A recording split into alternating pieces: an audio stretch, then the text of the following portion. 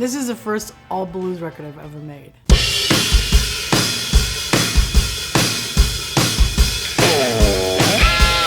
I was 22 from Massachusetts, walking into a situation hired by a guy named Phil Lohman, who played guitar, who was a Chicago sheriff, and Brian Jones, who ended up being my drummer a few years later, but who had played with everyone, Frank Collier on bass, and me.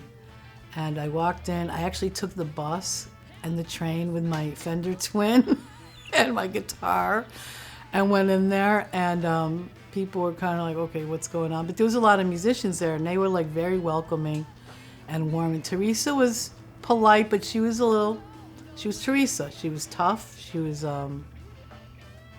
she was a woman running a blues club on the south side of Chicago. I mean, being a woman club owner anywhere, and even this day is not a walk through the park. So she definitely, she was a woman you didn't want to mess with, you know? But she brought some of the greatest blues music ever to Chicago and to the world. I mean, that was Junior Wells' stomping ground, and many other people.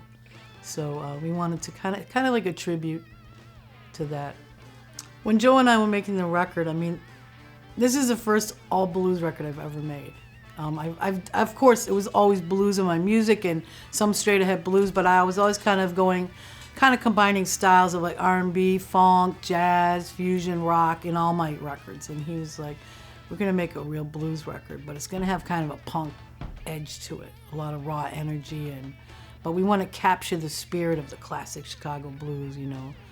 Once Joanna proved to me she could do it once, I was like, okay, now we got something here. And now we have an artist. You know, we don't have a great guitar player. We don't have a great singer. We have an artist.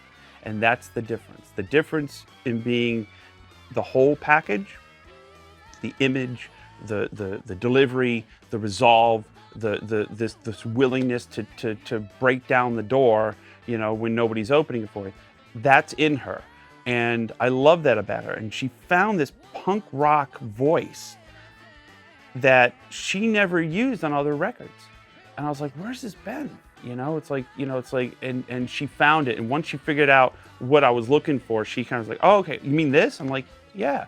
So hopefully this gives her a different toolkit to draw from on future albums, you know? And I really think this is going to change her trajectory in music in her life. And she deserves it. She is one of those kind of people that has deserved a shot. He came to see me after we had these conversations. He did come to see me in November at the Kingston Mines, took notes on the show, and we had a conversation before we went there. And he had his vision for me, and so as we were in the studio and we were thinking of titles, he's like, maybe we're gonna do an address of an old blues club that used to play at. And I said, well, there was a Checkerboard, there was Teresa's. He goes, Teresa's. And we looked it up and there it was, the address. Because I had played at both. I played more at the Checkerboard, but I had also played at Teresa's, one of the first gigs I did when I moved to Chicago. There's so many legendary blues clubs in Chicago, Teresa's being one of them, Rose's, Kingston Mines, legends, Buddy Guy's legends. And, you know, in the 50s and 60s, all of our favorite Chicago blues artists would be playing in any of these clubs on a Friday or Saturday night, on a Wednesday night. It's how they made a living when they weren't on the road touring, and they would just play.